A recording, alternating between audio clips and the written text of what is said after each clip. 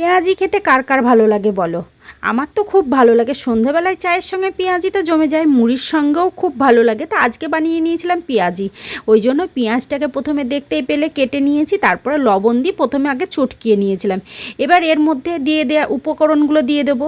দিয়ে দিয়েছি কাঁচা লঙ্কা কুচি, রসুন কুচি, আদা গ্রেট করে দিয়ে দিয়েছি, আর দিয়ে দিয়েছি কালো জিরে মৌরি, তারপরে হলুদ দিয়ে দিয়েছিলাম। এবার দিয়ে দেবো বেসন, বেসন দিয়েছি, আর 3 চামচ মতন আতপ চালের গুঁড়ো দিয়েছিলাম। তার মধ্যে চাট মশলা দিয়ে দিয়েছিলাম, দিয়ে চটকে স্বাদ মতন চিনিও দিয়ে দিয়েছি। এবার চটকে ভালো করে মেখে নিতে হবে। দেখতেই পাচ্ছ কীভাবে মাখছি আমি।